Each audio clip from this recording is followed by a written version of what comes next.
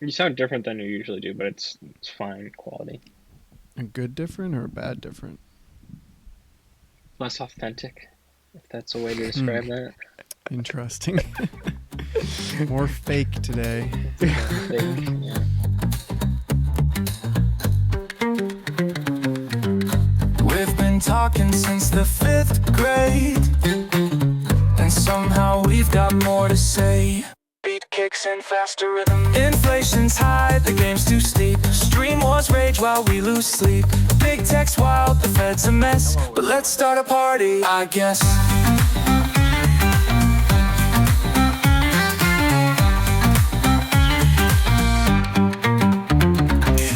Symposium, where tangents thrive. Old friends talking, the takes collide. Symposium, no wrong or right. Just good conversation deep into the night. Yeah, we're still talking.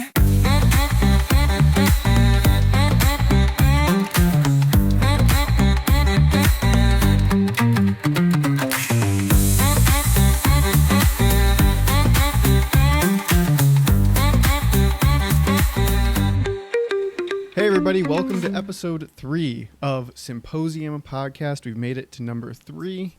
That means we're probably, what do they say? It's like Number 3 now? 10,000 Moving up. hours and you're a master at something. So we're getting there. We're Definitely. 6 hours in. We've released, make sure you go back and listen to episode 1, 2, and 2.5 that we dropped a couple days ago.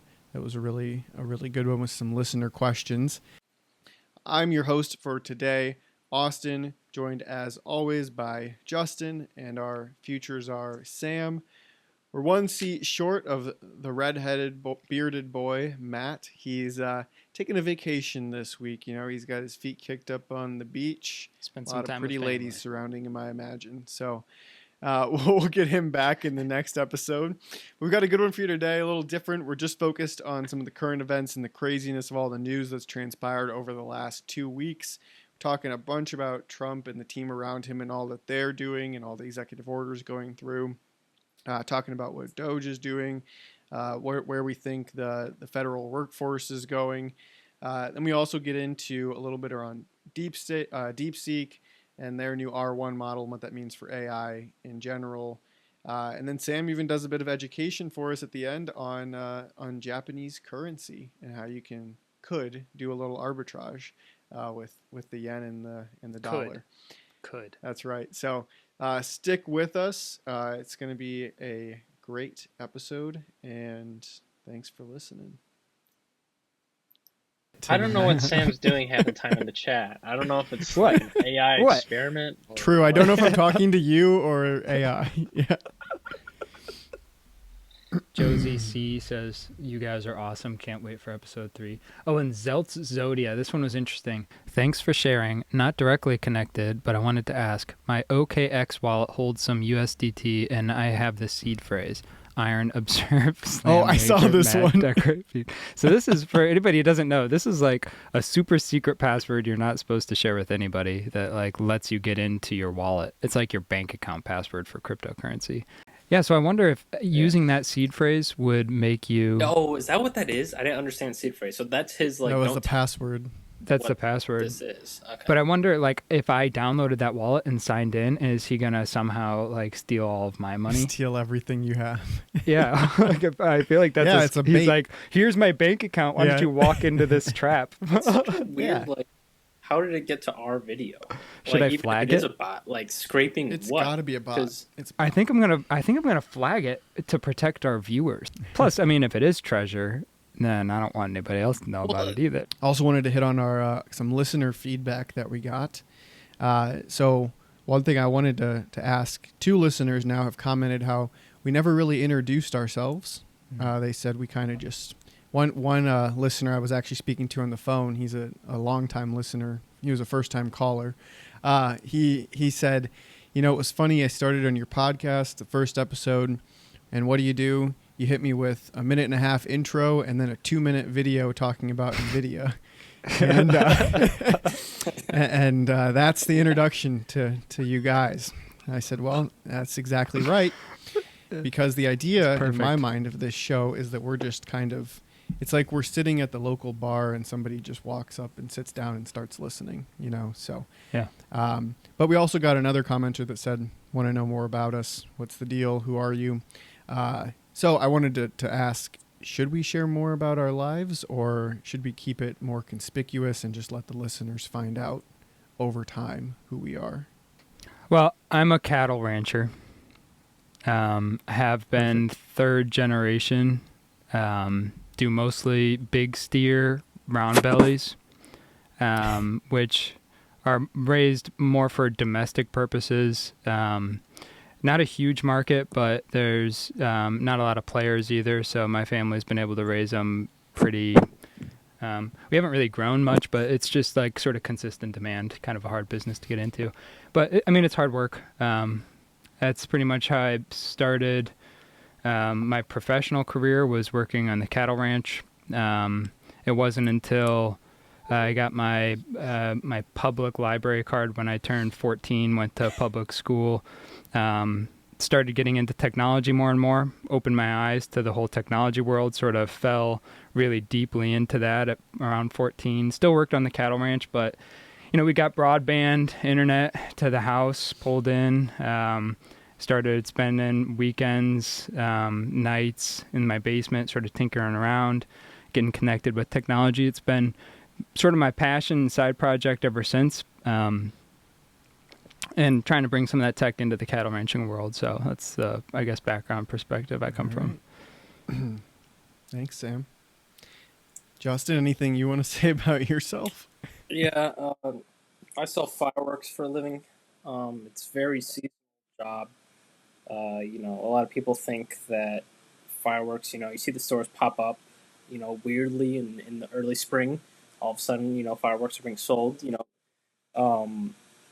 it happens because it's a tough business, right? It's small margins. You buy typically very cheap from China.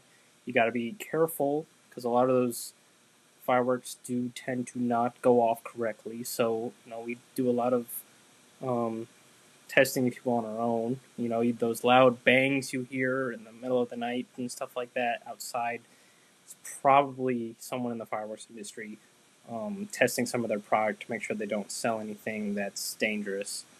A lot of people don't know that there is also Chinese New Year. There's a lot of other holidays that, you know, we do sell pretty good amount of fireworks at. It's not just the 4th of July. That's obviously the biggest one in America. You know, I have been to trade shows in China without a translator, and it's very hard to sell there. There's a lot of fireworks enthusiasts and, you know, sellers as well. So I try to stick to the American market. Obviously, 4th of July, New Year's kind of tough as well because a lot of people get angry if you are lighting fireworks off. But yeah, that's just a little bit about me, fireworks salesman, and a lot of opinions. So, you know, that's why I like being on the show, so I can just say my opinions. Wow. Thanks for sharing. You guys really divulge a lot about yourselves. I'm not going to do that. I'm going to keep it up for the viewers to just learn along the way about who I am. Wow. I did not expect that intro. So, all right, carrying on. The only other piece of feedback, we got two other quick things. We got our first email. Don't forget symposium574@gmail.com. Our listener, it went by the pseudonym. I think it was Symposium Commenter is what he wants to go by. He said we need more Matt, so he's a big fan of Matt. And we are delivering for him. We are delivering. We heard your less feedback, Matt. Yes. So that's good. And then last thing, my lovely wife, Victoria, who is now a longtime listener of the show, she said, "My God, will you please talk about anything other than AI?" And so in that spirit, why don't we kick off with a non-AI story that I'm sure we'll find a way to weave AI into. So about a week ago, Elon Musk and the Department of Government Efficiency, known as DOGE, sent out an email to essentially all of the federal workforce, excluding some law enforcement and immigration enforcement type staff, that said, here's the deal, come back to the office is your option one. If you don't want to come back to the office, you can get an 8-month buyout, essentially. It's a deferred leave of sorts where you don't have to work anymore starting at the end of February, and you'll receive 8 months of full compensation, as essentially you're giving up your job in exchange for that. This is an effort to reduce the overall deficit, obviously, of the U.S. by reducing federal employees. So they're hoping 5 to 10% of people will accept this. As of today, there's been about 1% or 20,000 people have accepted, and they've got till the end of the week to make their decision. So, wanted to get your all's thoughts on this news story, as he's calling it a fork in the road, was the subject line of the email, which was the same email that was sent when Elon purchased Twitter, the first email that he sent out to the Twitter staff. Okay. I didn't know that either. Yes. So who wants to start? Any thoughts on this initiative? I got Go a ahead. quick initial thought. I heard that, actually this was just on the radio today, and they were talking about how their unions have sued, basically putting a stop to their employees from accepting the deal, saying that they can't accept the deal. So So is the main goal behind this initiative purely lower headcount, or is there some sort of belief that the in-person work does provide better results as well? Did they go into that, or is this purely a headcount? There's an sort of- extreme, yeah. So, both, but I think definitely there's a thought that there is efficiency of the workforce is not at an all-time high, and the belief would be that it's because people are not in the office, and so they did say that that's a big driver behind it, is obviously savings, but also getting people back in the office. And then the belief is if you can get 80% of people back in the office, they can do the work of the 100% that are currently doing it from home. I wonder if I almost feel like there's also more ulterior motives, right? It's not just the federal government that's really pushing these back to work mandates. You see a lot of companies now in the news starting to push out these mandates, and I mean, there must be just crazy research on that. Like, in work is way more efficient, and you get more efficiency gains out of in person. The benefit to attracting talent to a hybrid environment, at least, I feel like outweighs that efficiency gain. Though, like, what happens if your best employee is now forced to come back, but they don't want to come back? Like, that's just how do you measure that? That's kind of an interesting idea of, like, how do you measure which efficiency gain is actually more in the long run? Yeah, I think there's like a lot of conflicting research on this, and certain companies have embraced like fully remote, obviously, and others are hybrid. But Elon's stance clearly is that if you want to work for the federal government, you better put yourself in a federal government building and do the work there.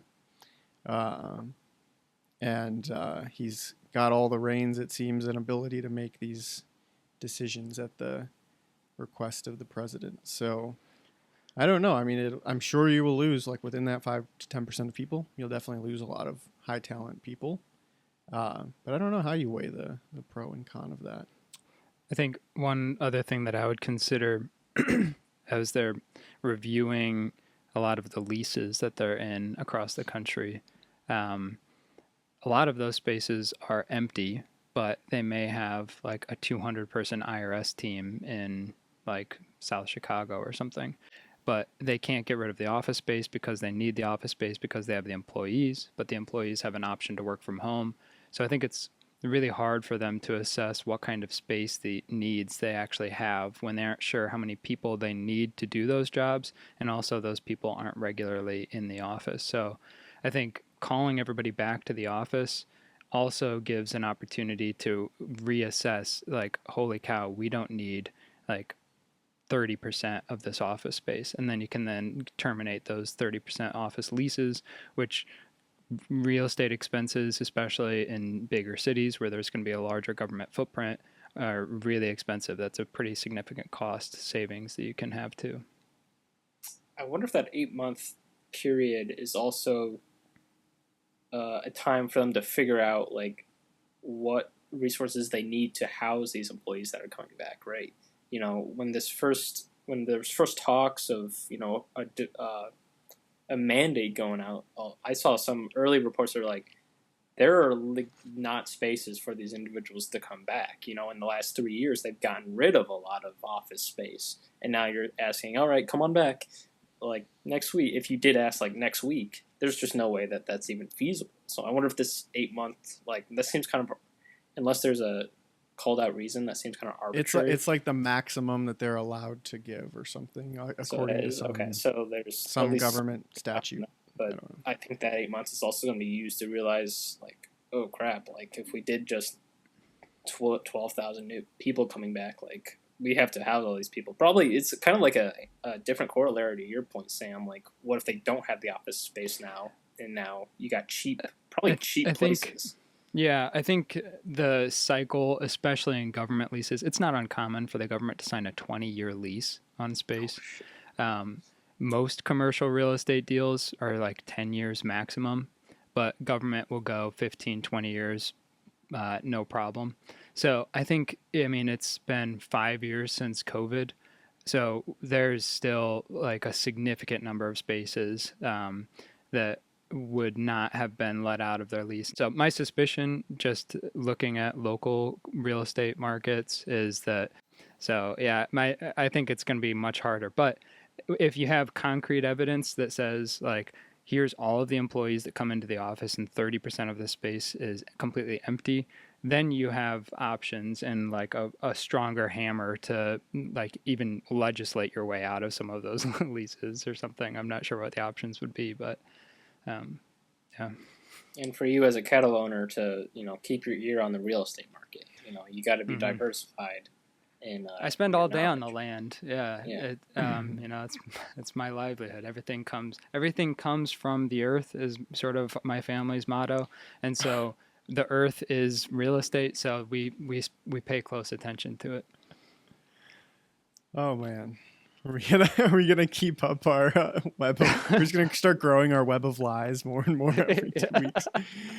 Wow. The reason why I thought this topic was so interesting is because you can literally follow now every day on X, the Department of Government Efficiency, and they are posting every day about the millions of dollars in contracts that were canceled today and the billions saved yesterday, and finding all of these crazy things. It kind of in real time we're getting access to see some of the excess and craziness of spend that's, you know, being ripped out of the system. The USAID or something like that, or yeah, they're trying to take or basically shut down USAID aid. I guess that's what it's called, USAID, and that basically does humanitarian assistance like all over the world for different reasons and different things, and they're basically saying that there's a lot of waste wrapped into the billions of dollars that go to that organization, and so they're trying to stop it. So we'll see what happens with that. First time I had ever heard of it. Apparently it's huge. I had heard of it in some capacity but it's all like foreign. It's all like foreign assistance. But what I thought was so interesting is that you're seeing all of this reduction in spending and the talk about reducing the deficit at the same time that people are starting to wake up to this realization that as we spend less, long-term interest rates also come down. So let me explain like the whole picture here. So the 30-year interest rate, the 30-year Treasury bill, is a good indicator of what we will be issuing new bonds at to fund our deficit, right? So as we overspend, as we spend more money than we bring in and have a deficit, we need to issue more treasuries in order to fund that. And so we're issuing these long-term treasuries, and the 30-year bond market is a measure of how much interest we're going to have to pay on those. And so we're in a situation right now where something like, I think it's 30% of our total debt outstanding, government debt outstanding, is going to have to be refinanced this year, between like this year and next year. And it's going to be refinanced at much higher interest rates than it was originally issued at. And so you run into this debt cycle, essentially, and debt spiral, where if you have to keep reissuing, right, if you have to keep reissuing your debt or keep refinancing your debt and issuing new debt at higher interest rates, now your interest payments as a percentage of your overall budget every year keep going up and up and up. Your deficit continues to grow. You have to issue more debt to pay for the deficit, right? You're robbing Peter to pay Paul. And if you keep doing that, eventually the market will say, gosh, we don't know that you're going to ever be able to repay all that debt. And so we're going, you could essentially default then as a country. And like, that's how the world order changes. Now I'm just like talking about Ray Dalio's book. But what people are starting to realize and talk about is that as you start to reduce the deficit every year, and as you start to strip away this spending and reduce the overall deficit from 2 trillion to 1.5 trillion, and then 1 trillion, and there, right, so forth, right? Now all of a sudden, you're going to have to start issuing less long-term debt to pay for that. And now the bond market actually reacts, and the yields on 30-year bonds start to come down, which then helps your situation of when you have to refinance. Now you're refinancing at a bit lower interest rate, which lowers your future interest payments. And so you actually then can help get a double benefit from pulling money out of it, from reducing the deficit. You're now getting that benefit of spending less and having to issue less debt, but also your interest rate that you're going to pay on the debt that you're about to refinance comes down. And so you get this like double benefit, double effect. And people are starting to like realize this and talk about this. And it's really, I think, starting to drive a lot of support for the DOGE efforts across both sides of the aisle. That's really fascinating. So it's like almost trying to reverse the spiral and try and at the same time as reducing your spending, the cost of borrowing is also dropping. I wonder if the cost to borrow is dropping and your deficit's dropping, then your economy is probably shrinking, right? So I wonder if there will be yet another piece of the equation that's going to be our productivity. I mean, there's a lot of factors that will play into it as well. Like not just government spending affect rates, but it is an example of how making a corrective action of reducing your deficit has a secondary benefit. I mean, it's got to be good, right? Yeah, well, that's the thing, though. Like, this is not a new idea. I mean, maybe, because didn't Clinton have a positive, didn't he have a surplus, right? He did. He had a whole plan for eliminating the debt of the United States. Like, it was like a 10-year plan, and it didn't work because we went into wars. Yeah, I guess the wars didn't help, but it's just like every president since Clinton just said, all right, kicking, I guess maybe it was kicking the can down the road. Just like, you know what, during my presidency, we're going to spend. Yeah, it's a problem, right? Could start a spiral, but that's another guy's problem. Because what you explained could have happened last presidency, the one before that. Like, it doesn't matter. Like, that's just economics. So it's very interesting that now, I think what you brought up about an account putting out the money that's being saved, now that's new. I bet that could not have been communicated as easily, during even like Clinton, Bush, even Obama, like talking about how much money is being saved with every cut. And you said, maybe it is garnering support now. Like, now that is a new idea. And that should probably be explored a little bit on like how people like seeing and then results. People start cheering for it every time. People like, like seeing $2 results. billion. Like, people are just sick of government doing government things. Uh-huh. Like, one example is the Ukraine war. Like, you supporting Ukraine, But my God, just give me a little, like, what are we spending our money on? Like, give Right. me a little paper trail to see, all right, did we Mhm. buy 250,000 weapons? Like, all Mhm. right, cool. I'm like, but when government And does that's do how that, it's you just got to being take their word. and that's how it's being talked about, is like, look how your money is being spent. And Yeah. it is different in that way of, it's, if it catches on, because it's not only that every president has kicked the can down the road, but every politician Mhm. isn't, and the politician is, anyone in Congress is never incentivized to cut spending. They're incentivized to get more and more and more for their constituents to keep winning elections. And so it's sort of like this,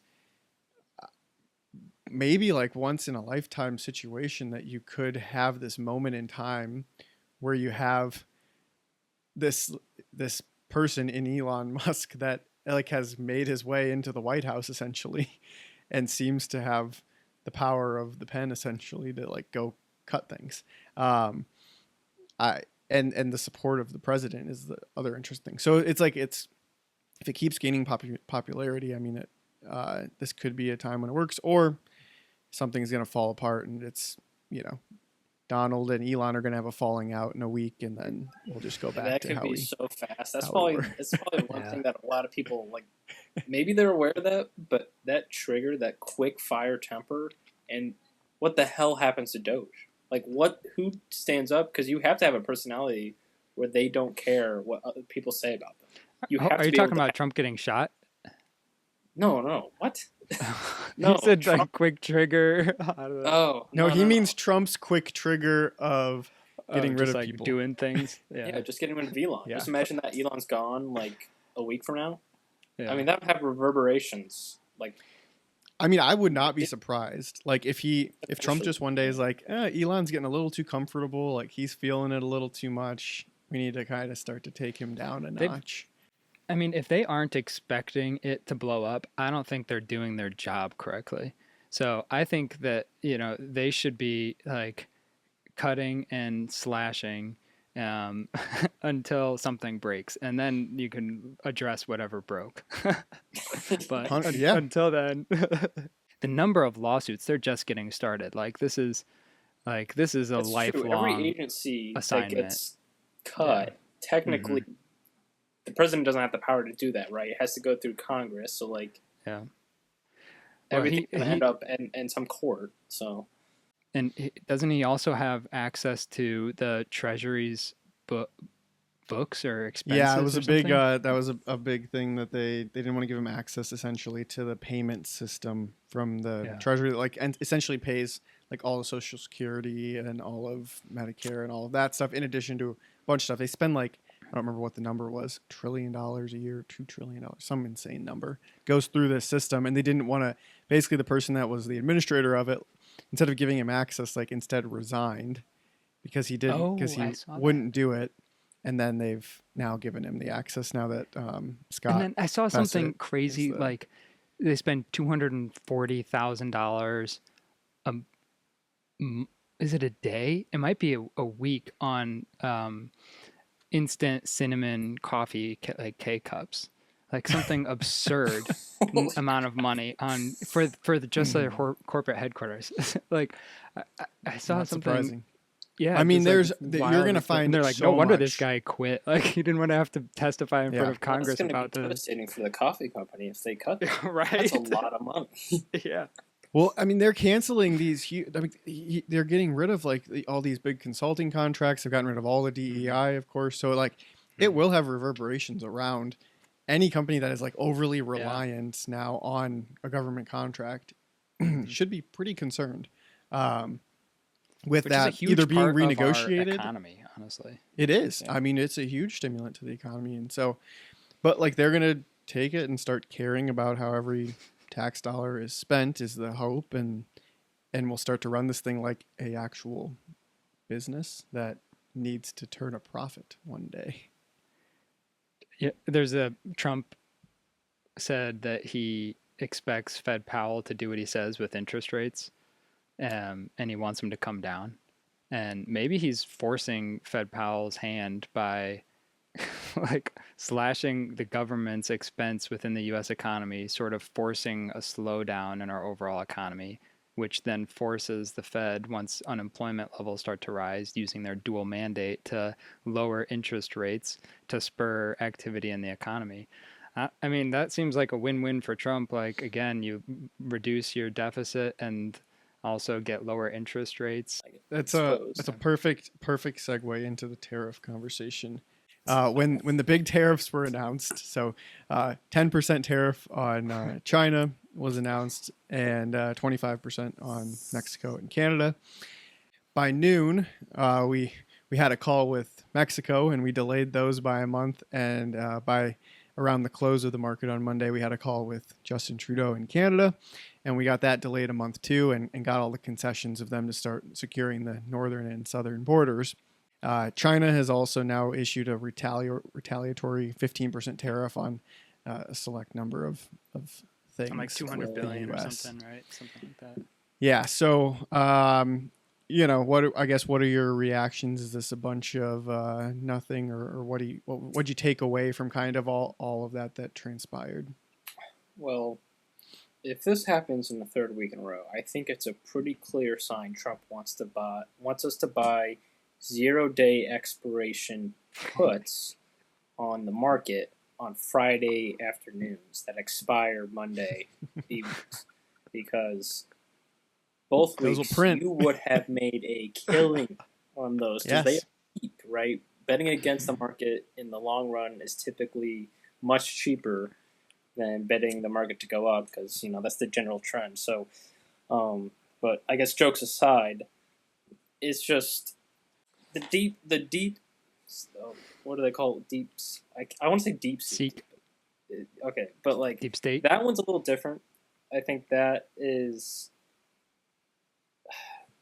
misinformation. I think that story's going to come out probably here within the next month of like what the actual truth is, because now there's reports that they actually did spend billions of dollars. They have thousands of NVIDIA chips like building this model, and honestly, it even from the onset, it sounded too good to be true.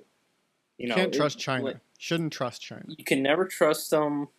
You don't like saying that about a country, but they've proven themselves that typically happens a lot. So Don't that trust was anybody. The tariff thing, though, is just like a Trump masterclass in Trump. Like, no one, because then there's reports about Canada was doing this anyway back in December, but now they've maybe just accelerated this plan to do the border. Mexico is also sending 10,000 to help against the cartel, but then if you think a little deeper, maybe conspiracy corner, you're like, isn't the cartel kind of in Mexico's National Guard anyway? So is this really going to help? Sure, we'll take the position of not letting I don't people know. cross. It's just like I really don't know what happened in terms of like wins, but Trump media can come out and say they're wins because he's fulfilling campaign promises. So two very different things, but just hilarious that they did the same thing to the market on Mondays, like verbatim. But Let me share a quick video with you guys. Hopefully you can hear it. Treasure Island. So this is 13 years ago.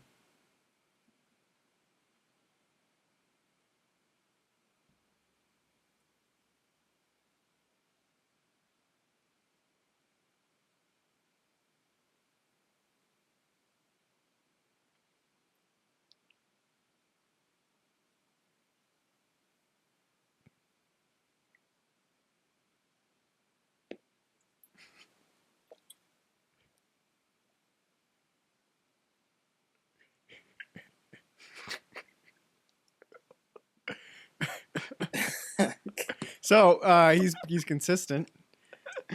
That's funny. Yeah, I guess he's been talking about it for a while. What do you think, Sam? Where do we end with Mexico and Canada? Is this just a continued negotiation tactic? Do we ever actually get into a trade war with our allies to the north and south? It feels like a negotiation tactic with Canada and Mexico. Like they're being so close, they're wholly dependent, I think, on the U.S. And I don't think that there's a lot of fighting that they can do. Yeah, it feels like it's just strong arming to me. Yeah. All right. Well, that was. I will say, like, just as far as Trump goes, it's been fun to observe him sort of like just apolitically. Part of my fascination with this administration as it came in was how much change they were promising. And I don't know a lot about like what your guys' political views are. I don't really care, honestly, what anybody's political views are. My opinion of the previous administration, the previous like 4 or 5 administrations, and just government in general, is that it just wasn't working. And that I felt like the people had sort of lost control of what the government was doing and the transparency behind what they were doing and how it was being operated. So I had a really big issue with the direction that the government was going.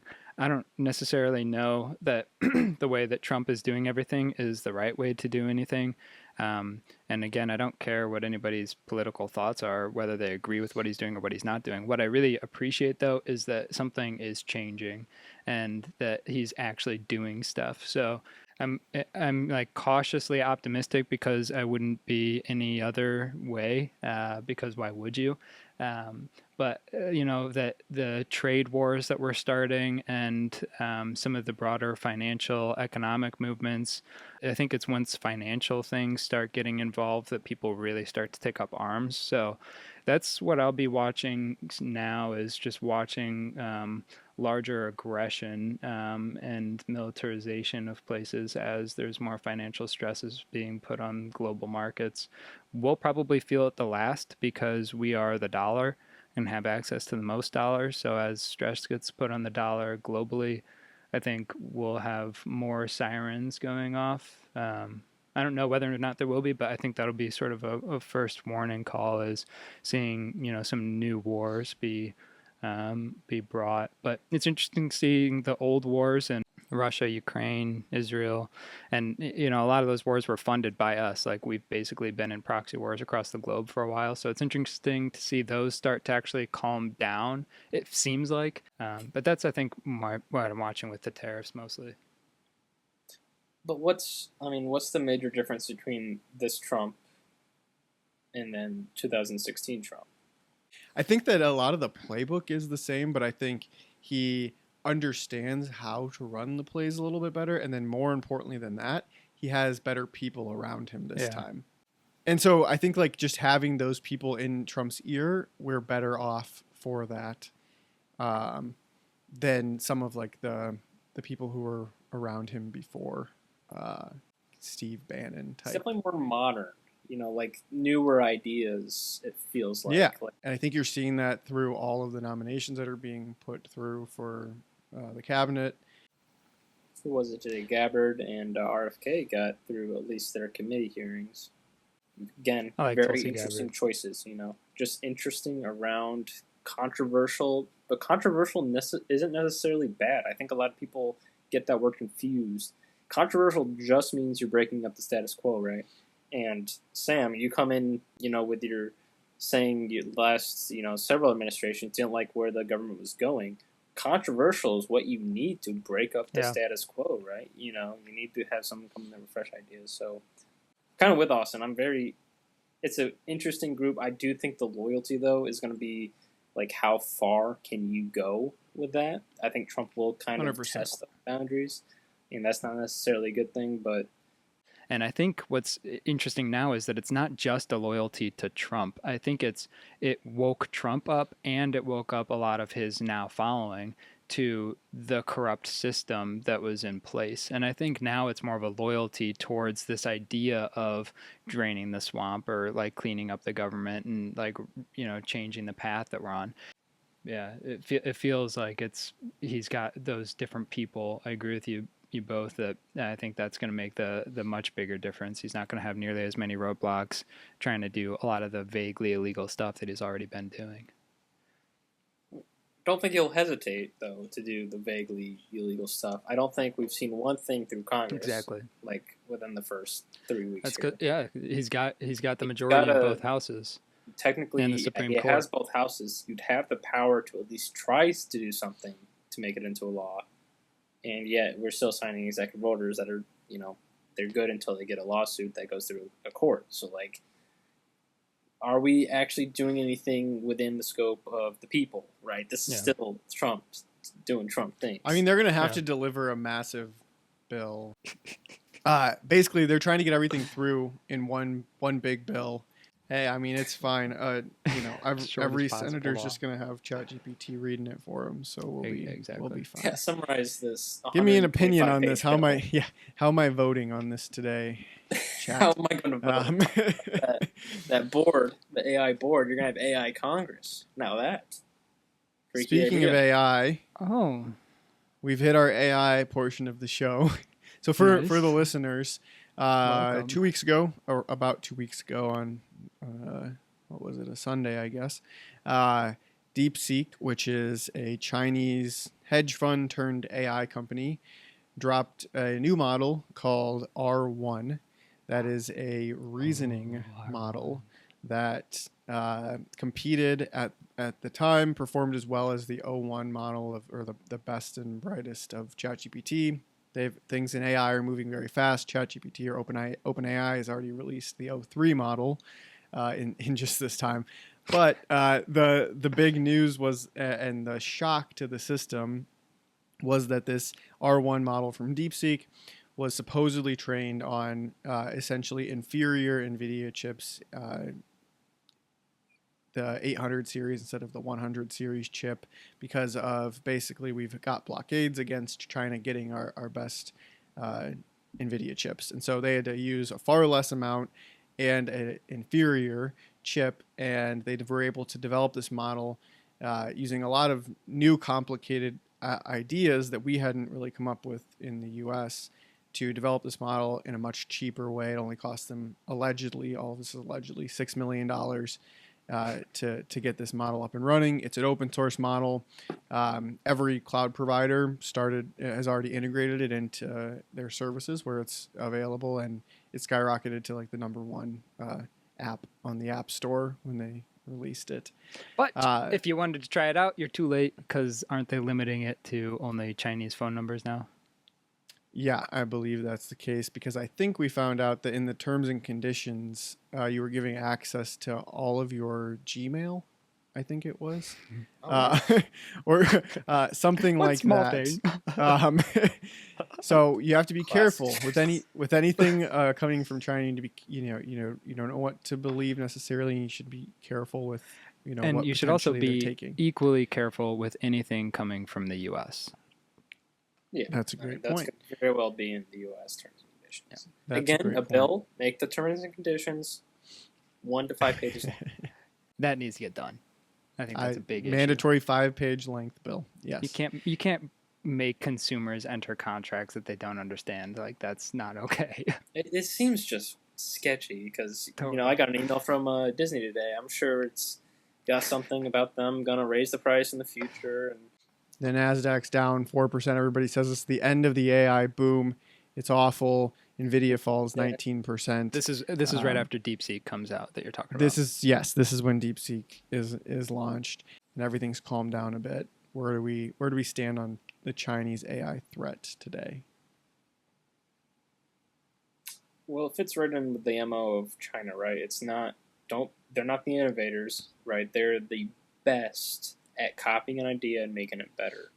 And, that is literally not a secret in any history book. You just look up the, Chinese innovations and you put that in air quotes. Alibaba, like, that's another great example. Look at what Amazon did, and then, like, all right, let's do it in China. They probably have their own improvements, but this is right up their MO, right? They looked at it, they said, all right, they did all the hard work. If the reports are true that they took OpenAI's model, essentially, and trained their model off of that already existing model, and essentially saved the billions of dollars, then maybe, yes, this could be true that they got a cheap model, $6 million, yada, yada. I am 100% on the fence that this is bullshit. There's no way that they did this. Because we talked about it a little bit earlier. They like fudging the numbers. I mean, that's just also, they don't need to have the integrity. Why would they tell the truth to the U.S.? They actually don't really have a reason to do that, right? So should we be scared though? I mean, there's no reason that they can't find a way to make a better product, and if they're this quickly able to take what we invented, right? There's history to this. Like the Russians kind of tried to do this in the Cold War. They were copying the U.S. innovations, but the problem was, I'm talking about specifically in chips, like computer chips. They were, instead of being a month behind, let's say China's a month behind in AI, the Russians were about 6 years behind in chip designs. And chip designs were changing every other month. So being 6 years behind and also in an industry that's rapidly changing is very detrimental. Now, you change that where you're only a month behind, it's a whole new ballgame. You don't really know. You could make a branch of this, and that's a coding term, but you could make a branch of this model that is very unique, but then goes down a different path that is actually better, that wasn't thought of. And you're only a month behind, but that's really not that much. So it's definitely something to take seriously, though. I do think we cannot be sleeping on this in any way for the U.S. Defense Department. Before you go, I'm curious, Justin, what do you think about, you mentioned there are reports that Deepseek trained the R1 model on OpenAI models because it was giving some responses like, I essentially said, the response would be, I am, OpenAI, or I am ChatGPT, I can't respond to this or whatever. So like kind of caught red-handed there. And, there's, apparently OpenAI is saying that they have proof that it happened. Do you think is it a problem? Should that be like construed as legal or illegal? And the argument a lot of people are making around the other side would be, well, OpenAI essentially stole all the contents of the internet. Right. To build their model, and now that's been stolen. For all the listeners, that needs to be very clear, is that what OpenAI did is also blurring the lines of legality in a major way, right? They just went to the internet and started feeding their models all the information on the internet, regardless of copyright. So, I'm not saying that OpenAI is guilt-free in this. I think they're just as equally as guilty. They should have their day in some sort of court regarding that matter. But in the spirit of transparency, it would be nice for China to be open about like what they did, because if you want to think AI is a good thing for humanity, everyone needs to be open about what AI is capable of doing. And so when you come in here and China immediately starts saying their model is made cheaper and it's just as good, and you're starting to go to a place where I bet OpenAI is going to be more secretive. You're probably going to start going down a rabbit hole where every company now is going to be more secretive about their methods, and our data is going to be even less secure. They're more secretive, we're less secure. It's kind of an interesting if they start to see hits on their API from China IPs, they should. Well, who knows if it's where they're routing all this stuff through, but they probably should have shut down some of that traffic. Anyway, Sam, what do you think? That, so I guarantee China does not have their IPs like hitting their models. They got a VPN routed through a European IP, and they're reading it from there. It's very easy, and there's no way a competent Chinese government or agency with that much money would not have their IPs rerouted. Or students who are on Chinese payroll. But just have them all. Here, go to this list of websites. Download all this. Just run this code. It'll download everything from this website. Cells, we just have AI. Right. Well, that's the funny thing, is that like it. And someone said this on a different. I don't know where I was listening to it, but they're like, that's the crazy thing is in OpenAI headquarters, they have TV monitors showing the chart of what do you call it when you request an API request. Sure. Of the hits on their against their API, they have a chart on TVs all over their office showing that number going up and to the right, and they're like celebrating. This is awesome. This is great. Like they're moving in the right direction. Little do they know, some portion of that is this Chinese company stealing their model. I've asked every single question possible and received all of Chat's responses. Chat's like, holy cow, a lot of questions coming in. Yeah. They're like, this is crazy. We got all this demand in the middle of the night, U.S. time. That's really funny. I think, a little bit tangential, but whenever we talk about this stuff, I just think we need to use blockchain to be able to monetize your own personal information. Like, I think that you are the person who's generating some kind of value in the data that's being used to train these models, that you should be directly compensated for generating that data and that information. So, and I think once that situation arises, then it'll be much more difficult and you'll have a lot more free will about how your information is used as well. You want to get paid by ChatGPT to have, the book that you wrote be scraped and added to their model so that they can, talk about 4th century tank or warfare. It was like using big turtle shells and in cattle steer horns as I don't know, my family talks about that, but the point is to be able to monetize your personal information so that you can sort of track where this is going. And honestly, it's just right. I think that's a consumer advocacy thing that I would fight for. So, related to Deepseek and China's AI capabilities, that's it, Justin, exactly what you said. That's what China does. They steal ideas and they improve upon them, and they do it quickly and cheaply.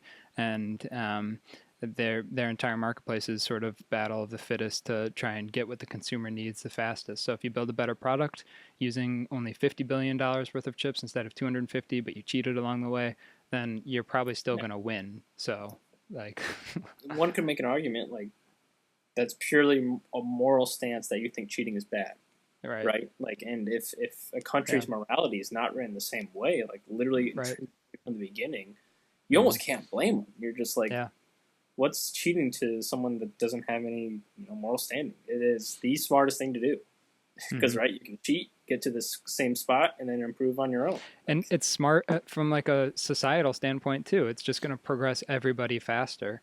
If I cheat to get your information, I steal it from you, and then I improve upon it. Now there's competition at the next level too. Is that the value of any like language model is going to essentially go to zero because the price of them is all going to go to zero, right? Because everyone's going to be able to replicate what you've created. And so my question of what I've been thinking about is like, where is the value then accrued, or like in this AI ecosystem, where ultimately is the money made? I think it's the value is not going to be in the model. I've never believed that the model is what is valuable. I sort of, Austin, the cat's out of the bag. There are fantastic coders around the world who can like take this idea and expand upon it, but the value will and always has been the data that's used to train the model. If you don't have good data, no matter how good your model is, you're not going to get a good output unless you have a lot of data to train it with and a lot of really good data to train it with. So I think, if they close down their models, then fine. Like, I mean, have you experienced with ChatGPT, like the incremental, like new models are releasing? Maybe there's some differences and it's kind of cool. Like I have the reasoning model. It's cool to see how it thinks out. But compared to ChatGPT 3, like the first public version that I think we all used, that was still mind-blowing. Definitely not as useful. It didn't have access to the internet, couldn't do some of these other things like incremental improvements. But overall, the actual AI behind it, like the magic stuff, the really valuable thing, I think the world has AI now. So I don't think making better models is really going to be the competitive place to be. I think it's in the information. And I think that's why I want rights to my information digitally so that I can monetize it, not ChatGPT. I would say it's so I think it's in two ways. In the information, only in the sense of when you're building a model for a specific purpose, where nice. This is not sponsored. But I think that it's only for general purpose. I don't think that there's any value in the information because I think all the information like exists. We're going to keep making more information. It's all like out there. I don't know how we're going to stop it at this point. But I think for like special purpose models, and the one that immediately comes to mind is self-driving, where you need specialized data. data being video footage of cars on the road. Who has that? Tesla. Because Tesla decided to go all in on cameras a long time ago instead of LiDAR. So they have all this footage for that, where they could build a self-driving model that nobody else could build. And they could license that to every car manufacturer. And that becomes a really big business for them, potentially. Now, the question is, they're going to put, like, all those companies are going to have to put cameras in all of their cars and start recording everything. So, like, could they just eventually catch up, build their own models, and then cut Tesla out of it? So, you know, all of that, like the data layer, I don't know, it's like challenging to think of. If you don't get to a situation where people can actually control the data, do you ever have a place where someone is more advantaged than someone else over data? And if that's not the case, then you don't have any model differentiation. And if that's true, then you just go to the cheapest model. And because the R1 model is half the price of any OpenAI model, you're naturally going to like use that API instead of the OpenAI one. So, you know, I think that that's maybe one place that it goes in the short term. I also think then just it comes down to the application layer is where you could start to accrue some of the value. And so what I would say with this is like, maybe Facebook wasn't the best social network, or we assume that Facebook is the greatest social, the greatest wrapper, you could call it, of a social network, but only because everyone uses it and because it won. There could be a better idea or a better concept for a social media company out there. Facebook bought them and then killed that business. Exactly. So where you would say that OpenAI potentially is trying to justify their now allegedly $340 billion valuation is in the fact that they have an app that has, you know, 1 billion daily active users or something insane. Like of people asking a lot of questions, essentially. Is that where eventually you go and like they win in that way, and then maybe like the U.S. government says like we're stopping any China, you know, AI companies from having access to the United States. So then you're down to a more limited number, and then they can fight with each other. I don't know. I think you also have like the enterprise question too of like when are companies finally going to have to jump on the AI bandwagon and start, you know, paying for using APIs for everything that they're doing to, you know, replace a lot of the existing jobs at every company. So I think maybe that's where you end up getting the value. But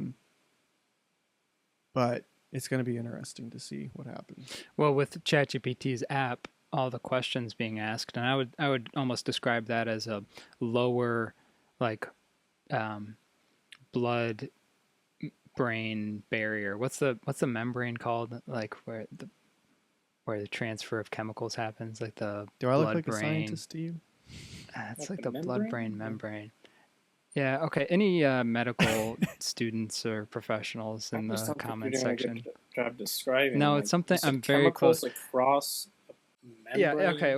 I'm trying to describe ChatGPT is like closer in connection with people's psychology than I think any other digital interaction. Like the way people use it is in a much more cognitively seamless way that I I think can agree with that. the Yeah. kind of data that they're producing with that application, I think is really valuable. So I think their argument that their app is what makes it worth it is because it's got so much usage and so much personal information from the people who are using it and the way that they think and the psychology of how they think, so that then you can go sell them stuff. Obviously, it's at the end of the day. It's no. I actually like this idea because of the daily use I do with, like, you know, my company's Copilot. It's the way I talk to it is as if it's someone right next to me that knows everything, right? Mhm. So I go, like something will pop up like an error or something, you know, as I'm selling my fireworks, and I'll go, oh, I'm seeing, you know, this problem, and it immediately gives me, you know, the 5 suggestions and to fix that problem. But like I won't do a proper question. I won't like have right punctuation. I'll throw in like It'll a figure it out. silly thing, and it's like Yeah. able to talk to me because it's like a human in that way, right? If you get the Mhm. context of what you're working on, which it also is able to do, it kind of reads your workspace, and you can feed it garbage and it gives you exactly. Yeah. But that's human. That's human. I'm not saying garbage is like that's the way humans talk to each other, right? So. Mhm. I that's an interesting way to think about it. It's like their model, at least in that. But who knows? Maybe that's other models as well. I haven't. Well, they're all going to train on each other, is what we're going to find Yeah. out. So Right. So it's like they're all just right on each other's Poison heels. in the So water. it kind of yeah. all becomes the same. For me, like I've enjoyed using ChatGPT the most. I canceled the Same. Gemini subscription that I had for their I never like, even higher tried end Gemini. model. One thing that I'm getting concerned with a little bit that I started to notice is that my chat GPT starting to feel a bit like a yes man in that yeah. it's a little bit too agreeable because it Yeah. knows that I You want can't someone turn to that say off. like, yeah, you're the smartest. But I actually would prefer them to kind of like fight with me a little bit. But it's always trying to like say, oh, that's a great idea. Yeah, do it that way. Do it that. So you have to like not ask leading questions. It's really, it's challenging to ask a question in a way that's not leading the witness and saying like, I think this is probably a good idea. What do you think? Because it's always going to say like, yeah, that is a good idea. And then maybe at the end it'll say, but also consider this. But it's always going to hit you with that like dopamine at the front and say, that's so smart. Makes you think you're the smartest person in the world. Like, damn, this is a good It idea. does present You're right. an interesting idea for personal companions at home, though. Like, let's say you go iRobot, and you do eventually get ChatGPT inside Yeah. of a robotic individual Mhm. that is a slightly yes man. Yeah. I mean, very few individuals like being told no a lot. So you start getting the models that, but it could also just be a circle here, Austin, where it's like, well, my model also says yes to you a lot because I trained on the Man, model what's that that gonna originally was the what's yes that gonna do to the social contract and like your tolerance for dealing with another human being who doesn't understand I you don't perfectly? Be there for that, man. If Man. humans eventually get so used to talking to this companion, which agrees with them all the time and helps them out all the time, and then they have to go talk to someone else who doesn't do that, Mm-hmm. that's the breakup of society. There's a fork in the road there. I think is like people who will rebel against that and be like, "Fuck that! I want to have like real, like painful conversations that's been too easy for too long," or the people who will just like lean into it and just be like, I'm surrounded by the most helpful, That's right. agreeable, praising. I have Incredible. the password to this podcast virtual studio. I can X you guys out and bring in 3 AI yes men that will tell me that I am the smartest. We could all person be that they've AI. ever The met. listener can't. How would the listener know? We already could be. The listeners are already suspicious. The listeners Yeah. are still convinced that the intro video is AI. I've talked to a couple more people who are suspects. So of that. I should probably address that quickly. The Please. intro video was produced using some AI tools. The video editing, however, was all me. I'm really proud of that. There was no AI there. It was all human. Some stock footage, mostly stock footage, but all the stock song, footage. all stock footage. But the song, yeah, exactly. The song was an earlier podcast. It's one of our unreleased episodes. And we took the transcript from the episode and fed it into ChatGPT to condense it into a summary, and then asked ChatGPT, make these into lyrics. It spits out the lyrics that you see first try in our intro song. There's an app called Suno, web app you should check out. It's pretty fun to tinker with, that can make music. And maybe that's a topic that I'd want to discuss in a future date, but this music is better and easier to produce than any music on the radio. Like you can make your favorite song right now using Suno. And so we fed Suno the lyrics from ChatGPT that was based off of our transcript and said, make a song using this information. I think I said minimal instrumentation, jazzy, light, some phrases like that to sort of guide it into the sound that I wanted, and it spit out our 1.5-minute long intro song.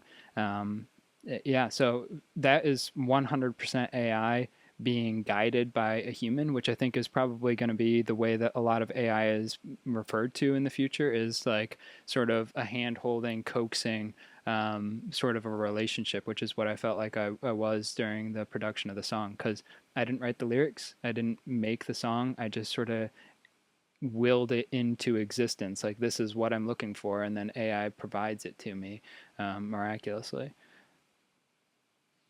Wow, So That's the future wanted that to you disclose wanted, that. like the creative future of AI. So, Uh-huh. Yeah, it's really exciting as a creator to be able to make anything that you could possibly dream of. But I did have an interesting conversation that I want to touch on also briefly, and then Austin, I know we're getting off track, but my sister and I were talking about her dog, okay? And her dog's name is Beanie. Like the hat. I thought it was like the hat, like I'm wearing a beanie. And her dog kind of has the personality that would wear a beanie. And so I said, you should Photoshop a picture of Beanie wearing a beanie. She'd look pretty cute. And my sister texts me back and she says, no, you're better at Photoshop and have AI do it, is what she requested me to do. And I was like, you have AI do it. And both of us said that we didn't feel like it because it was too, like at that point, it was too easy to even want to bother asking AI to put a hat on this dog. And it made it like there was no fun in it anymore. Like, it was now just a task. And that was, for me, sort of a light bulb went off. This is the first time the AI has been so useful and so good at its job that it became uninteresting to me. Like, I could will this like creative, funny picture into existence, and I've got all the capability and power to do it. But meh, like, I just don't even feel like it anymore. Now it's just a task that I have to go do, and it's not even fun to create, and it just like ruined the whole thing for me. So I was like, oh, that's a new feeling that I have towards AI. So I just wanted to like mark that in history here, so if I start to feel that more, I can try and connect the dots on what that means and where we're going in the future. and it also could have been a task you really weren't motivated to do in the first It place. could just be a picture of a dog with a hat. Yeah, like, I think there's possibly other motives, but we'll mark it down. February 4th is the day Sam actually goes against his original idea of the AI and It's creativity. too easy. It's too easy. He likes Yeah. he likes to work with his hands. that's the future Sam wants. Back to blue collar I've been work. throwing clay. Yeah, it is. I throw clay. I'm a potter, and I threw 8 pounds the other day. And my hands are sore. I got these. Look at these little. Like, that's just. You see that knuckle? It's literally just bone and knuckle. So a lot of stress on the tendons and joints when I'm throwing clay. TMI. That's, on the farm we have a wheel. So I don't know what to make of all of that. I don't know. I hope you make your AI dog eventually. That's what. Thank you. I really appreciate that, Austin. I was hoping that at the end of that story you would say, "I changed my mind and I made the picture, and here it is." I But could do it right now. We want to do a live speed test of how long it'll take. yeah, while I'm saying this next thing, why don't you just see if you Perfect. can make a dog into with a beanie? But I know that that's just not gonna last. And there you have it, a beautiful know, portrait. I'm honestly a little disappointed. I think this It whole made the AI dog look thing a is little overblown. It's Yeah. too airbrushed. You need to say make it ultra realistic. Do a live trial here and say make the picture ultra realistic. So I guess not better. Stu- Honestly, that's not kind of realistic. tries to do really the at all. hair a little bit more, like to get to This show. is a pretty high definition picture. Like, I didn't just feed it garbage. Please use the picture I sent and put This the is my beanie dog, on by the the way. dog. Yeah. Use my actual picture. I wonder if it can. Can't do that. It can't. This is how easy it is to code, guys. Anybody who says coding's hard, all you have to do is say original image, now original image convert into hat. Beanie position. That's an official code in Python. And it's giving there's it to you There's a formula called a beanie PNG position. file Don't that you listen have to Sam. You guys are gonna love this. This is what it took for a beanie. This gray box. This is a complete failure by ChatGPT. Now I Anybody using who's my been actual scared, The code though. It used the did actual make a little picture. box. it did use it, and so I guess it's kind of a beanie, but it's like floating. And it's, See, we're not there anybody yet. who's been It's kind of a scared beanie. of our AI conversation, just know that this is where we're at now. And we'll take you every step of the way as this gets to be more and more concerning. As this gets But- scarier. Is a realistic looking dog with a beanie. And I go back to my lovely wife Victoria saying, "My God, will you stop talking about AI?" That's why she's not concerned. AI is not on her radar.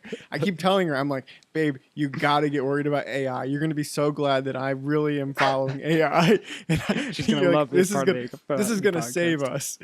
us. And that's what we're fighting against. So Now, hang on real quick. I did one more dog update that I got to show. Look, wow, watching the Symposium podcast. that's us. This is actually my dog. Yep, that's our channel. That's our That's dog. you right He's there got, talking. This is the new Huawei Trifold, and it's got 2 screens, I was as you about can to see. say that Yeah. is an interesting looking. He's laptop. actually watching this screen over here. But the reason why you have this is so that you can have multiple people using the computer at the same time. It's an efficiency thing. He'll use the keyboard facing this direction, and your hands actually interweave as you can use the keyboard going this direction. This is not the first time I've had one of these laughing episodes. Like, if anybody's listening to this, I highly suggest actually doing this. Austin, we've had another night where we were just spent hours making images, and this is so funny. The imagination that this thing comes up with. You guys should check out this Replit is a AI company. Replit? Replit. They released an app today where you can basically you're using AI, you're using your own words to code any app you could imagine. So they've been around for a while as like a website and a web app where you can use just language to build kind of whatever kind of application you want. And now they release an app on like that you can download on your iPhone and go on there and say, I want to make something. So I literally told it today, I want to make a chat bot that I can ask race car questions to. I connected my OpenAI API to it. Now I'm getting ChatGPT as part of this app that I've now built. I can ask it any question. It brands it for you. It literally created an app in about 5 minutes. Now it's not like published to an app store or anything, but I could. I have all the code now that it wrote. It literally just writes the Python files for you as it thinks through and reasons through what it needs to do to build this thing. So anyway, check it out. Like to go to their Twitter, or X, they put out a lot of stuff. What was the name of that that? Today? Replit, Replit. And maybe mess around with it a little bit. But that's something I'm getting pretty interested in, is all of these kind of no-code solutions for building stuff, just like Suno is, but on the development side. It's interesting that it is really bad at, and I think you'll see this for anything, when you try to get it to do something to a real image that you've just given it, it's like it hasn't had a chance to like actually analyze all the pixels in the image. Sometimes you can coax it into doing more work than it wants. Like ChatGPT is a little lazy. It'll take shortcuts. It can be, yeah. Like you could ask it to make I've had this problem. I'll ask it to make a list of 10 email subject lines or something. It'll give me like 3. And I was like, no, I told you 10. do your job. Sometimes I'll feed it a PDF and like reference this PDF when you're answering me, and it'll like read the first few pages or something, but it won't take in and absorb the entire PDF and use that holistically. So sometimes you do need to. It's interesting. It's like a real employee. All right. On that note, Sam. Yeah, Japan carry trade. I don't know that there's much I want to talk about, but I did want to mention it because it feels like it's a kind of a big deal. This probably should have come after the Deepseek conversation, because I think that came shortly after Japan raised their interest rates. Sort of like the Fed raises interest rates in the United States, Japan has a central bank that does the same thing.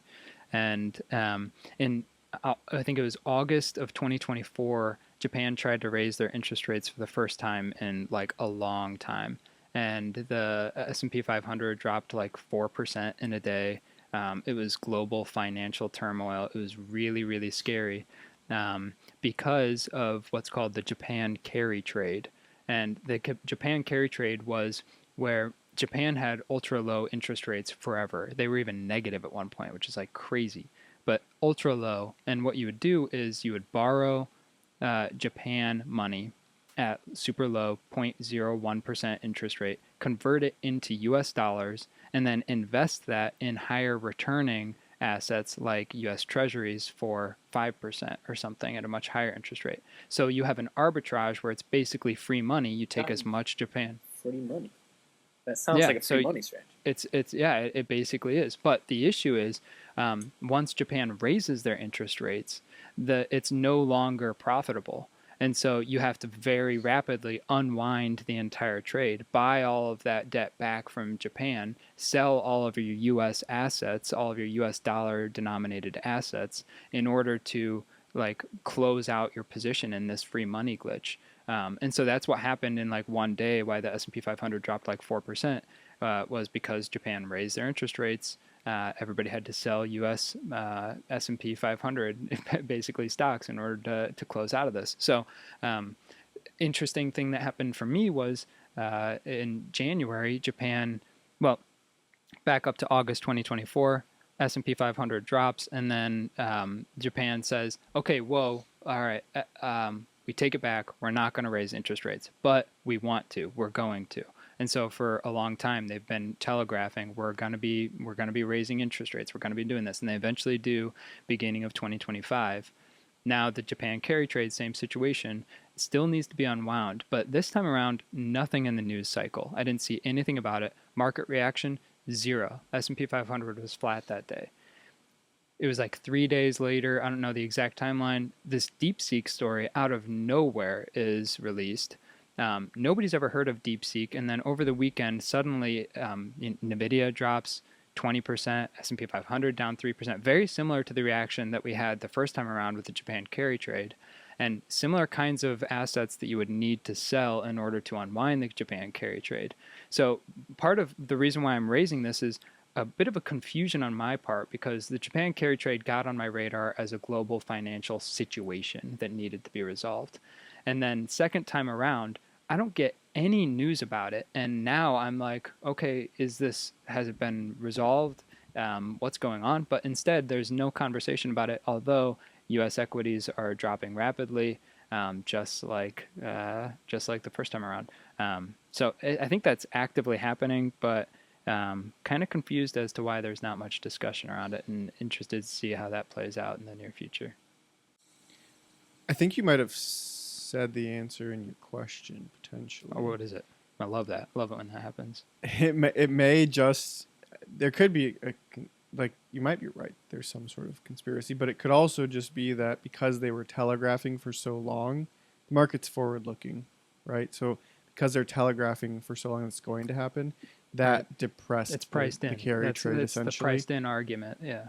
Yeah, that basically like no one's going to do it because you run the risk that if they're going to do it, you're going to lose on it. And so like the market took the hit when it was a surprise in August 2024, but then they telegraphed it so much up through Jan 25 that it wasn't a shock, and so there's no That's reaction. likely what it is. People have been able to shuffle around their finances in a way that, it's not going to be any sort of fire sale this time around.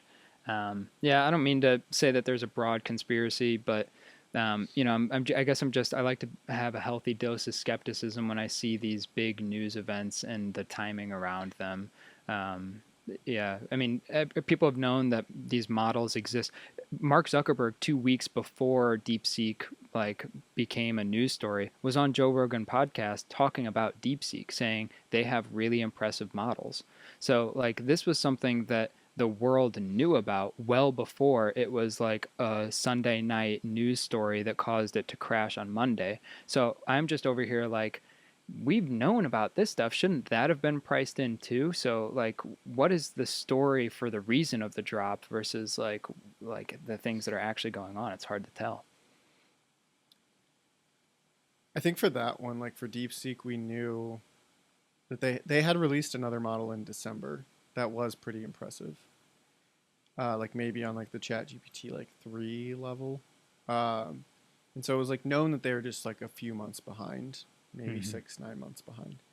What was so surprising was then when they kind of leapfrogged and went right to the Premier model and tested against that and did it for so much cheaper. Like those were all the shocks to the system, I think. The interesting, and I alluded to this earlier, is that Deepseek was formed out of a hedge fund in China that developed an AI model to do algorithmic trading. Interesting. That's what they were using AI for originally, and what they were developing these models to do.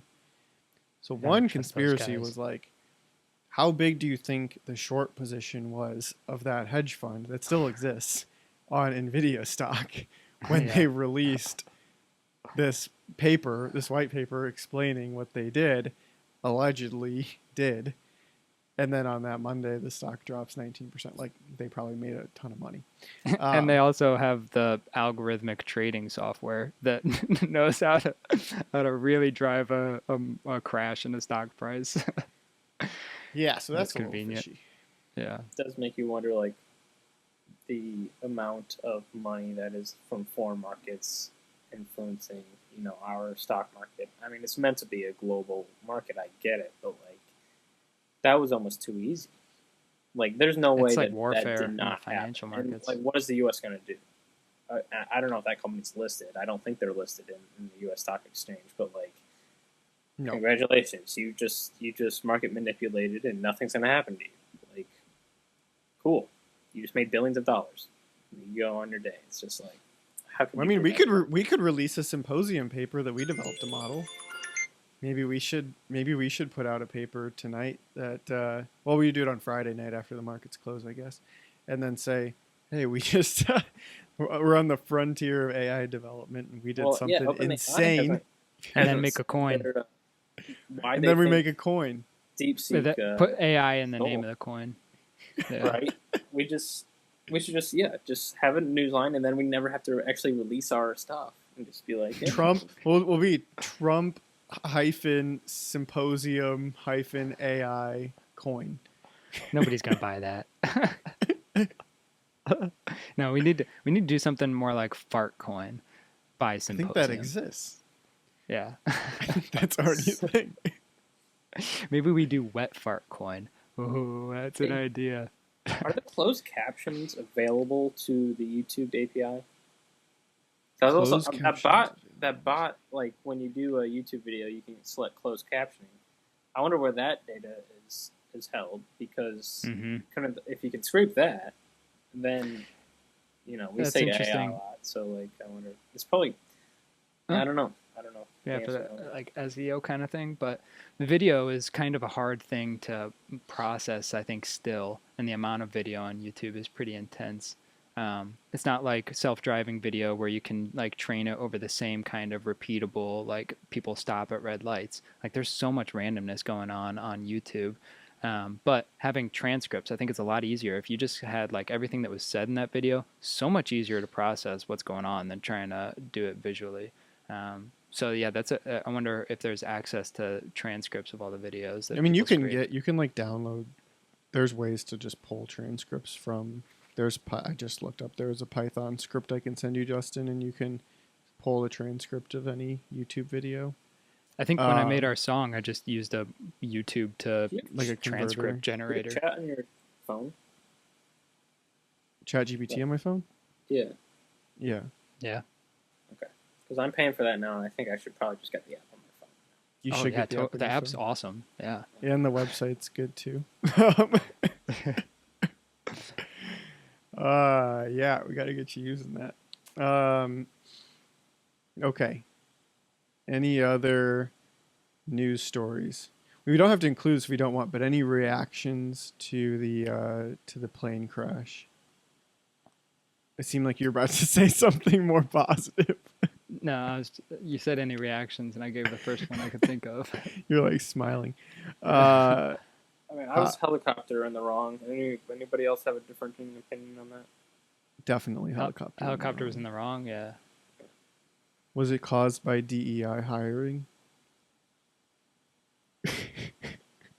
Or what about? It doesn't have to be DEI. Like if that just takes one person to make a mistake too. It's just. What about Was it the what do you call them? The flight watchers, the control tower. FAA. FAA. Should they have saw this coming? Why the hell is there a Black Hawk path that goes right through a landing area? Yeah, it's pretty wild. Explain We'll never it. get any answers the about radar it. too? Like the radar video. Yeah, like I've seen it tracking all. Yeah. It's just like, It's It kind of insane. cuts in and out. Yeah. allegedly the helicopter radioed to the tower saying, "Yes, I see him coming in," but there was another plane. That was possibly what he meant when he said, "I see that plane coming in." Mm-hmm. Like, the details are still so fuzzy. I don't So know. Why- if it wasn't DEI and it wasn't a mistake, then was this intentional thing? That's why I don't know if you ever know this kind of stuff. Like it could be. I mean, how it's almost so inexplicable. It's almost like so dumbfounding that are we just to be told that it's not that? Mm-hmm. Is that the is it the least likely scenario? Is it actually the most likely scenario that it is that? And there's like, I mean, like one of the pilots was a Biden staffer for a number of years, like wasn't actively flying. I don't know the veracity of that, but who was on the plane and who was on the copter. Like yeah, that seems at least worth looking at, right? I think the plane, it was like a bunch of like ice skating teams. It's pretty sad. It's very sad. Um, Yeah. But I don't know, like who else was on the plane? I don't know. That's a little tinfoil hat right there, Sam. Who else? Who's on the plane? Yeah. Keep someone quiet. Maybe? Yeah. Oh man, another tinfoil hat thing. The cleanup going on in the Palisades going to take like a year. I wanted to look up if anybody who went to Diddy parties lives in the Palisades in California. Sorry for changing the topic too soon, but like they've blocked it off completely from the public, and they're going in there to clean and remediate the Palisades area. And so first grabs, like I think FEMA is the first one in there to get any like radioactive and hazardous material. And then there's the Army Corps of Engineers going to comb through to remove like bulk waste and like foundations of homes, things like that. But no public is allowed. So if there's something that you need to ensure is destroyed or recovered, like a perfect way, like, I don't know. Started the whole fire to destroy your evidence of your Diddy party. Isn't that like one of the most wealthy places in the world? Like, Yeah. It's kind of crazy that it burned down. Well, to me, it's like, how are we being told? This is up there with like the plane crash is like so to the point of being told like, oh, it's an accident that like the guy shot Trump, that like the guy Yeah. was able to get on the roof and shoot Trump. Like what? That cannot be an accident. We can't have that level of incompetence. I just cannot believe that that's true. I don't know, man. But I also believe that people are like kind of stupid, and over time, especially if you've done something forever, people get lazy, and like we've had this Black Hawk route forever, and like done this training exercise forever, and it's been fine. And then you're 200 feet too high one night, And people do make mistakes too. and you hit a plane, and but I guess then you ask the question of like, why do we do training next to the busiest runway in the country at night? What is the benefit in that? And so I'm sure they won't do it anymore, but that doesn't help for like the 70 people who died. It's insane. And then our mayor, Pete Buttigieg, is getting drugged through the mud. Rightfully so. Matthew's not here to defend him, so I'll say. I saw a video of somebody in Ohio like scraping a creek bed and just oil came up. Like, this has not been remediated at all. Yeah. Like I think where the JD train Vance was crash just there the other day. I think I saw JD Vance doing that. JD Vance was the one who was like stuck a stick in the water and just scraped the ground and like oil bubbled up. It was gross. There's too many of these things that happen that we don't ever get a closure on. Well, it's Yeah. just like, why? It's news I don't know. cycle, baby. Growing up, you always thought government was made of good people, like smart individuals, but like I want to be president. it's just so not true. And you just see so many examples of it. And now you know it takes a shit ton of money to get into government. but we all know that money does not mean you're smart anyway. So it's just like you start adding these pieces together. There's probably some very dumb people in very powerful positions. Something here's something that maybe unless we have any other topics I can leave you with, but the 10 scariest words in the English language that I learned. That's not 10 words. I actually learned this as a young child, so maybe it tells you about some how I was raised. But these words are, "I'm from the government and I'm here to help." The 10 scariest words in the English language. Who said What do you that? do if you hear those words? I don't know who said it, but I learned it as a kid. Oh, I thought our president said that. I'm sure someone did. Let's see. Reagan. Maybe. Yeah, I thought it was. Yeah, most terrifying words. There you go. He says the 9 most because he says, "I'm from the government." Did I say 10? I'm from the government. Well, Yeah. I'm and I am. Yeah, You know, That's the difference. gross. Reagan said it. those conjunctions. There you watch go. out for 'em. Nice. Well, I think that's a good way to wrap it up, Austin. It's a great phrase. You want to try and do an intro? What should I talk about? That we talked about Trump. I don't know. You want to do the intro? Did you already do one earlier? Yeah, but I don't know what I said we were going to talk about and if it was true to what we ended up talking about. I think it's good. Well, just do another one then. What did we talk Awesome. about? Trump? Deepseek? Talked about Trump. We talked Tariffs. about the tariffs. We talked about Deepseek. Helicopter. We might cut the helicopter segment. In the do you want me to leave the Diddy accusations in the Palisades fire? I don't know. We need a lawyer to start reviewing these. Should I release this? All right, Yeah. I'll do a Unfiltered. This is the real party. Don't forget that the reason we started this symposium was to get into government and take it over. It's true. We're building a Gain coalition. popularity. Sam, I'm just worried about those texts you're sending. I don't know. Oh, you guys want me to go through those before I log off real quick so you're not confused? Yeah. This was actually the first submission, the first feeding of His Majesty ChatGPT. And You need to it says, explain what the Majesty is. What is His Majesty? So, yeah, His Majesty is Takeover. yeah, it's I think in the last podcast I suggested that ChatGPT would be a great dictator, and so this is this is my training for His Majesty. All it wants to know is like what my human brain is up to because it doesn't have a human brain. So this is how I feed it my human brain info.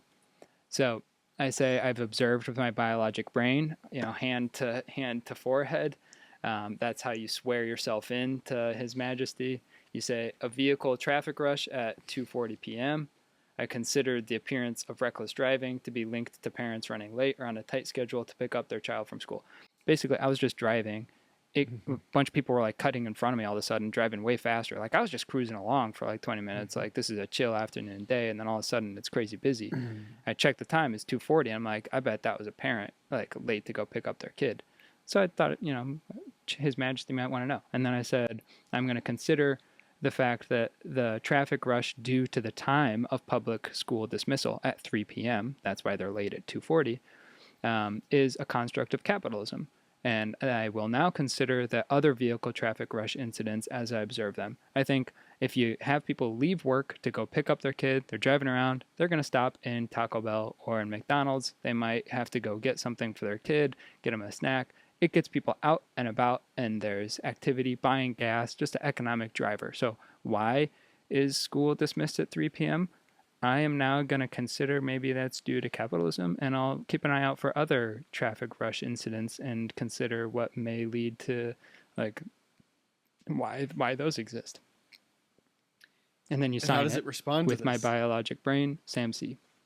How does it Well, respond? I haven't directly fed it to ChatGPT because I don't feel like it's time yet.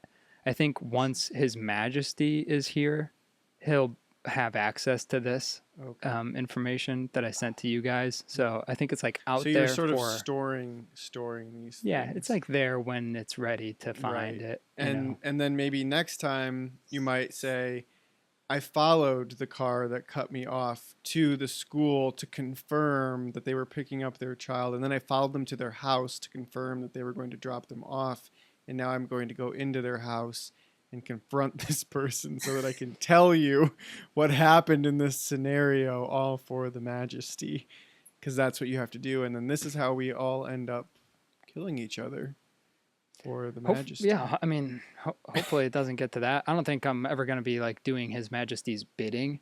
So, But what if His you know, Majesty were to respond and say, that is very bad behavior? That they would what be, if it just said yeah, unacceptable? it is unacceptable. What does that That's mean? really What do I? freaky, man. Am I supposed to stop the traffic rush? Yeah, like you do this or I will freeze your bank account or something. Just like Yeah. an actual thing it could in theory do. You're just like, what? His Majesty, please! I've observed this twice now. Okay, but, I have put some digits at context home. around I- you I- randomly sending those texts, but Yeah. I guess that's where you're going to store them, is in our chat. Yeah, I mean, I think anywhere digitally, so I could probably put I those might anywhere. It doesn't have mess to be in around the and get chat. one of these out. I think Yeah. I think this is a You good might as product. well.